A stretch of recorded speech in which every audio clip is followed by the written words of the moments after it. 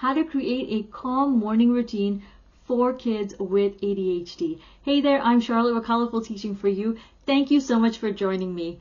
Picture this. You have a million and one things to do first thing in the morning and you're running around to get it done. Then you've got your child who starts one thing, then forgets what they're doing, moves on to the next thing, forgets that, and moves on to the next thing again, while you are trying really hard to get them to stay focused and stay on track. This can be mind-boggling for many people. Now, if you're a parent or a teacher, I know you get this, especially if you have a child with ADHD. So mornings can feel like you're running a marathon. Not just any marathon, but one where you're going uphill and then downhill in pouring rain or in a hailstorm. Sounds exhausting, right? Now, your mornings don't have to be this exhausting though. It can be calmer if we've got the right structures and routines in place so that we can help our children start their day on a strong and calm basis. And honestly, if they are able to do this, it helps us as well. So let's get started. The first one is to minimize verbal instructions. So when you talk too much and give too many instructions, your children are naturally going to tune you out. I mean, you can imagine this. If somebody is talking to you all of the time, let's say they're talking to you for like 10 minutes straight without stopping, and you don't get to interact, you'll shut down. You'll get bored, right? And so, same thing with children. If you talk not for that long, but if you talk for over and over throughout the day, saying do this, do this, do this, do this, they'll start to shut down and not listen to you. So instead of doing that, because it's going to overwhelm them, we're going to use a visual chart instead. So I want you to put a visual chart, if you're at home, in a common area like their bedroom. If you're at school, perhaps it's a whiteboard. And then I want you to take that and create a mini schedule of that and put it in another common area, like at home, maybe a dining room, or at school on their desk. Okay, so that they know exactly what they need to complete, almost like a mini checklist that they can see.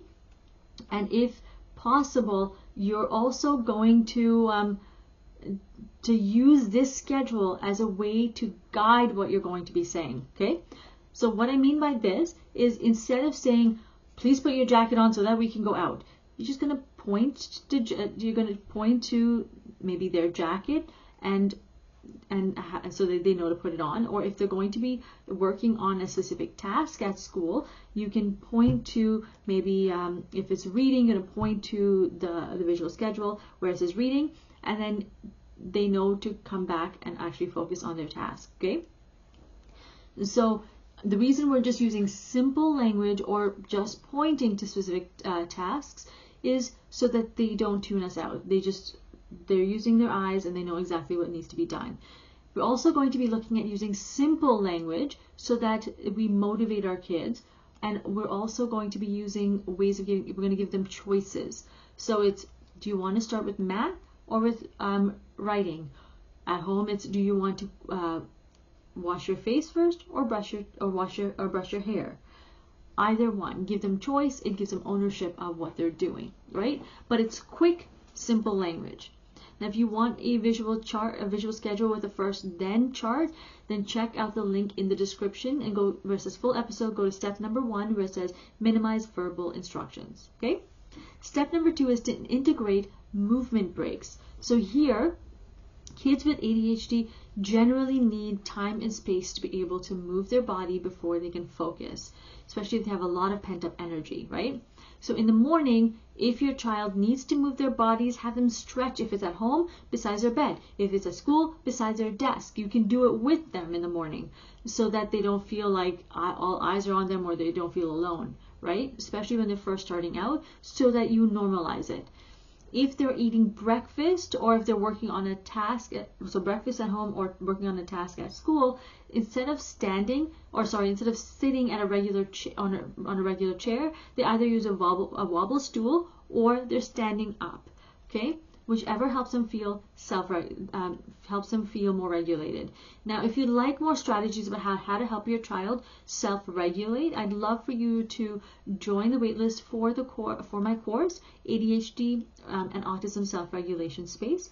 Check out the link in the description, go to full episode, and go to step number 2 where it says integrate movement breaks, because we're going to talk about how to create a calming area, how to help our children self-regulate in different ways, both in and outside of the home or the classroom, and we're going to look at ways to advocate for the needs of our children. Okay?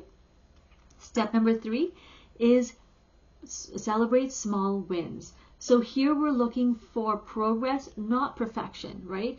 Because we don't need our kids to master everything. It becomes too much. We're going to look at our morning routine and look at what they did well. So perhaps they got ready without any reminders. So we're going to praise them for that. Now, it may seem ridiculous to praise them all the time, but at the beginning, it's really important because it's going to help them boost their self-confidence, and they're going to want to keep doing this because kids love to be praised. So if you're able to praise them for just the smallest tasks and then eventually just ease out slowly to bigger tasks, you're going to find a lot more kids progressing than constantly having to battle with them. Okay, now you're going to use the visual chart that we talked about in step number 1, so that they know exactly what's expected of them, all the steps that's expected of them, and then you're going to praise them for completing it, and perhaps even using that first, then you do this, and then do this, then you get a reward, so that they are able to be motivated to complete that task. Then you're going to celebrate that win with them. All right, so we have covered a lot today. Let's recap really quickly. We've looked at why it's difficult for many children with ADHD to regulate themselves in the morning and to be calm in the morning, and we looked at 3 different ways to help them through this process. Number 1 is to minimize verbal instructions. Number 2 is to integrate movement breaks, and number 3 is to celebrate small wins. Right? All of these strategies can be used either at home or in the classroom. All right, thank you so much for joining me. If you have any questions, please feel free to send me a message. In the meantime, remember to create, experience, and teach from the heart. Take care, my friends, and I'll see you again, same place, same time next week. Bye-bye.